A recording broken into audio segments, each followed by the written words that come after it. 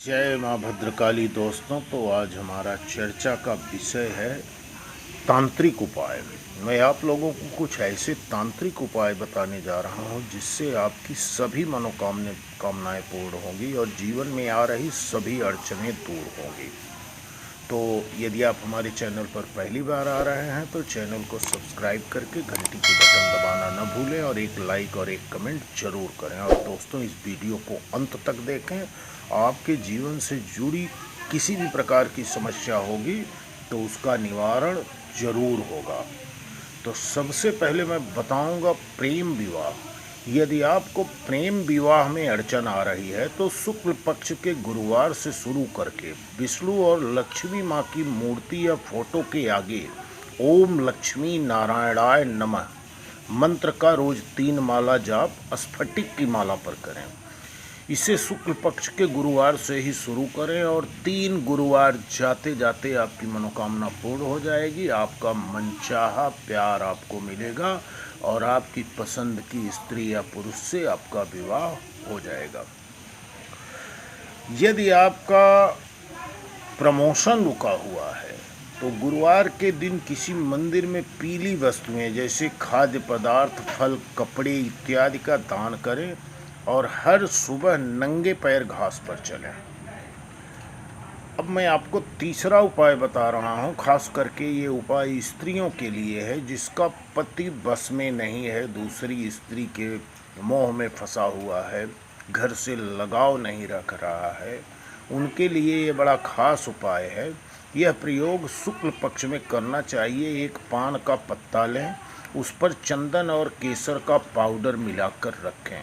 फिर दुर्गा माता जी की फोटो के सामने बैठकर दुर्गा स्तुति में चंडी स्तोत्र का पाठ 3 दिन तक लगातार करें। पाठ करने के बाद चंदन और केसर का जो पान के पत्ते पर रखा था उसका तिलक माथे पर लगाएं और फिर तिलक लगाकर पति के सामने जाएं। यदि पति वहाँ पर न हो तो उसकी फोटो के सामने जाएं और पान का पत्ता रोज नया लें जो साबुत हो, कहीं भी कटा फटा ना हो। आपको सिर्फ 3 दिन इसका प्रयोग करना है और 3 दिन के बाद उन तीनों पत्तों को बहते हुए जल में प्रवाहित कर दें। आपका समाधान शीघ्र समाप्त हो जाएगा। यदि आप व्यापार को बढ़ाना चाहते हैं तो शुक्ल पक्ष में किसी भी दिन अपनी फैक्ट्री या दुकान के दरवाजे के दोनों तरफ बाहर की ओर थोड़ा सा गेहूं का आटा रख दें। ध्यान रहे ऐसा करते हुए आपको कोई देखे नहीं। पूजा घर में अभिमंत्रित श्री यंत्र रखें। शुक्रवार की रात को 1.25 किलो काले चने भिगो दें। दूसरे दिन शनिवार को उन्हें सरसों के तेल में बना लें और उसे 3 हिस्से में कर लें।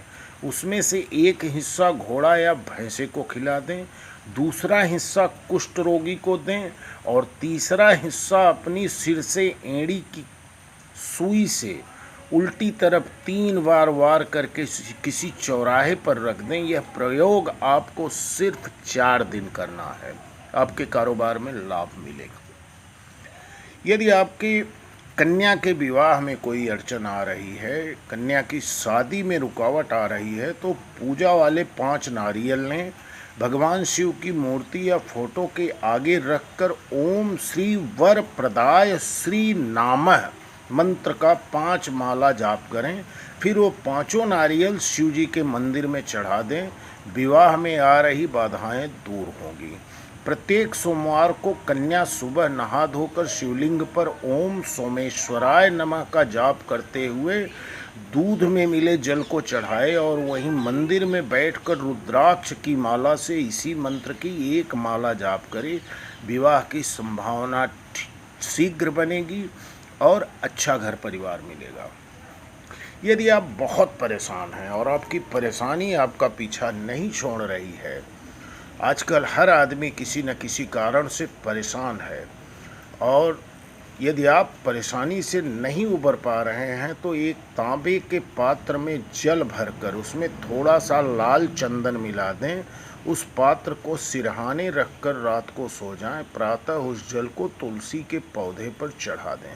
धीरे धीरे आपकी परेशानी दूर हो जाएगी। यदि आप घर और अपने कार्यस्थल पर धन की वर्षा के लिए, इसके लिए आपको अपने घर या दुकान या शोरूम में एक अलंकारिक फव्वारा रखें या एक मछली घर रखें जिसमें 8 सुनहली और एक काली मछली होनी चाहिए।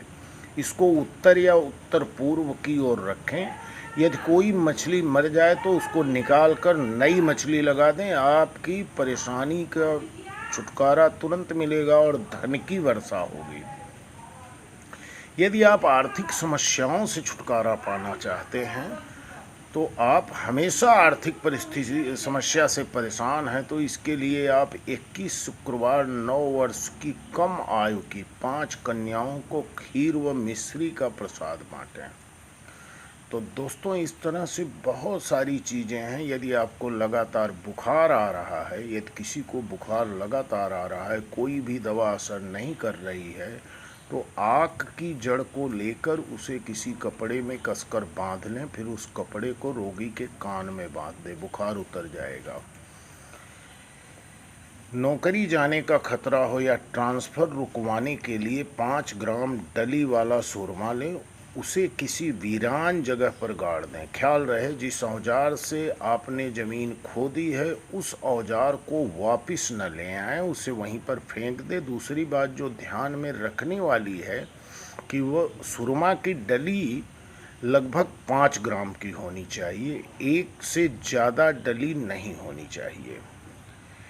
मुकदमे पर आप विजय पाना चाह रहे हैं तो आप उसमें विजय के लिए थोड़े से चावल लेकर कोर्ट कचहरी में जाएं और उन चावल को कचहरी में ही कहीं पर फेंक दें। जिस कमरे में आपका मुकदमा चल रहा हो उसके बाहर फेंके तो ज़्यादा अच्छा है। परंतु याद रहे, आपको चावल ले जाते या कोर्ट में फेंकते समय कोई देखे नहीं, वरना लाभ नहीं होगा।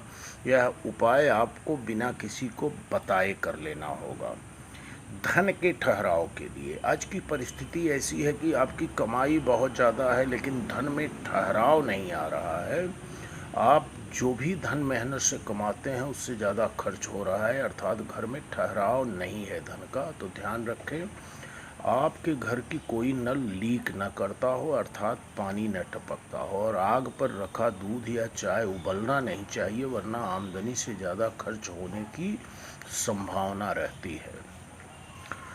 किसी रोग से ग्रसित होने पर सोने के समय अपना सिरहाना पूर्व की ओर रखें और सोने के कमरे में एक कटोरी में सेंधा नमक के कुछ टुकड़े रखें, सेहत ठीक रहेगी। तो दोस्तों, आज का वीडियो मैं यहीं पर समाप्त कर रहा हूं।